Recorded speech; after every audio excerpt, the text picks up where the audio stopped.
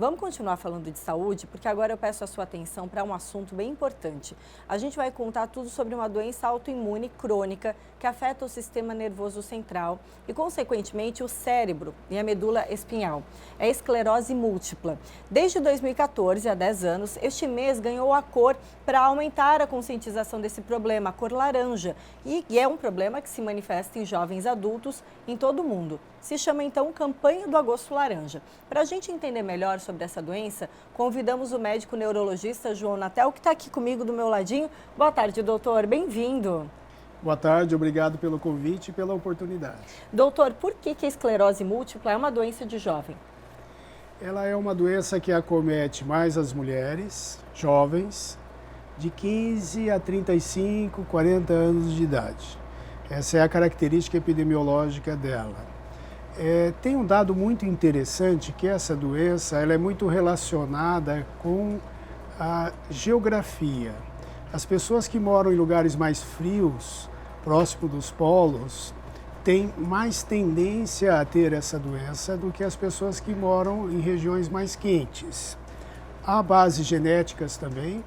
Os brancos têm muito mais, os negros e os asiáticos muito menos. E uma outra característica também muito interessante é que ela tem uma relação muito com exposição solar e com vitamina D. Que curioso isso. Bastante curiosa, é uma distribuição muito diferente dessa doença. Doutor, quando a gente fala o termo esclerose, a gente relaciona com demência. Isso. Nesse caso, não existe esse problema de demência, né? É um nome da doença muito antigo, mas ele é inapropriado, porque não leva à demência. Né? Como você mesmo falou que a pessoa fica esclerosada. Na verdade é um termo de exames, em termos em que antes, quando não se tinha diagnósticos por imagem, principalmente, quando examinava o cérebro de uma pessoa que morria com esclerose múltipla, via-se que áreas, como você citou, da medula e do cérebro, tinha menos células, daí que veio esse termo esclerose. Mas não é uma doença de idoso e não é uma doença que leva à demência. Tem cura?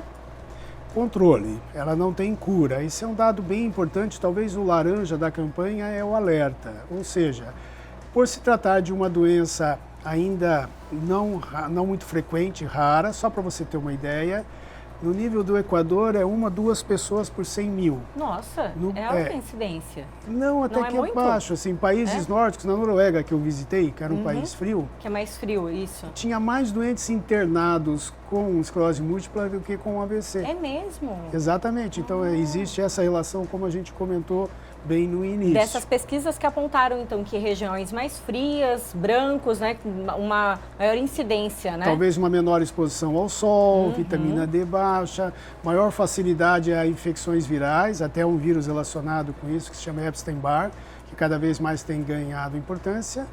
Então essa é uma doença que tem essa característica. Agora, qual é a importância da tua pergunta da cura? É o reconhecimento, porque hoje existem muitas medicações efetivas para evitar que os novos sintomas apareçam e, de uma certa forma, interrompe a doença. Mas não é uma doença em que você cura, é uma doença que você controla. E consegue controlar e ter uma boa qualidade de vida por muitos anos? Quanto mais cedo o diagnóstico, maior assim a suspeita e a confirmação. Hoje, basicamente, os exames de imagem, principalmente a ressonância magnética, ajudam muito.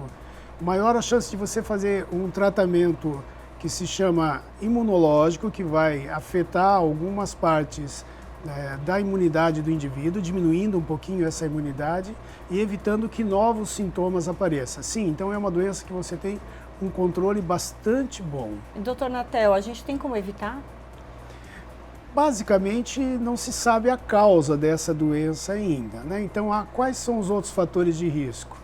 Obesidade, o tabagismo, a menor exposição ao sol também, tudo isso são fatores relacionados, mas nós não sabemos a causa. Então não existe uma maneira de prevenir nem de curar, só de controlar a doença. Tá certo a gente dizer que, de certa forma, o nosso sistema imunológico ataca o sistema nervoso quando acontece a esclerose múltipla? Existe um grupo de doenças que são chamadas de autoimunes, não só que afetam o sistema nervoso central, outras partes do organismo, por exemplo, lúpus, artrite reumatoide, etc.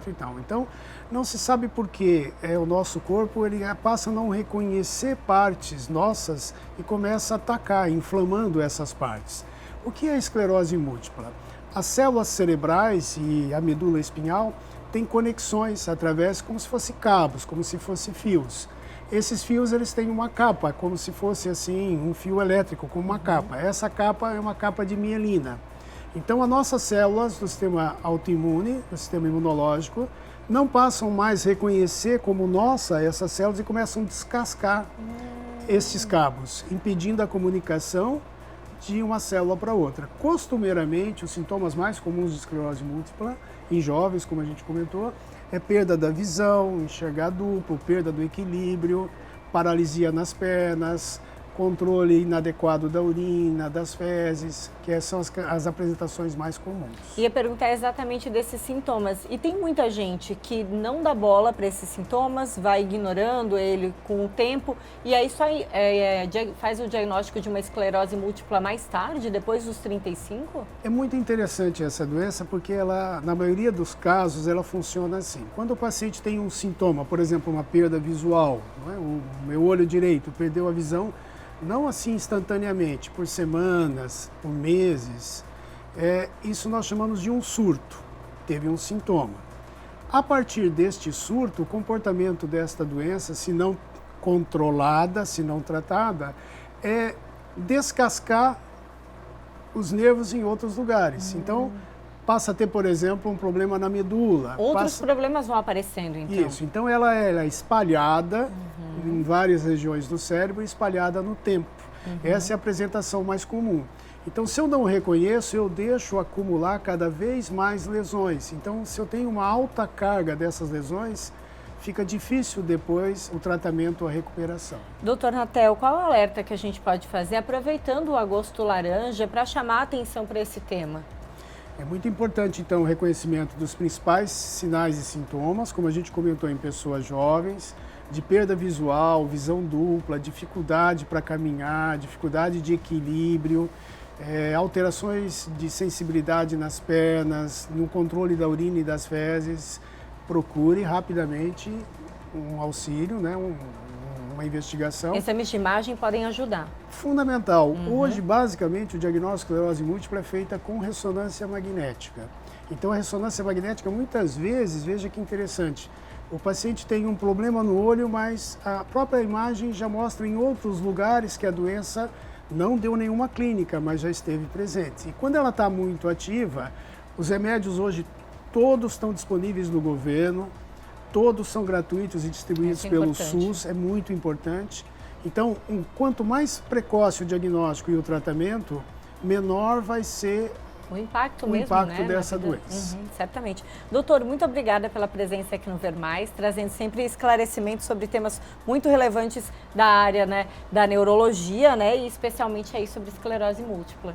Eu que agradeço e parabenizo a vontade de trazer informações para a nossa população. Obrigado. Bom, doutor, a gente está falando ao vivo para Blumenau, para todo o Vale do Itajaí, e é dessa janela, né, da televisão que a gente acaba informando muita gente. Obrigada. Obrigado, à disposição.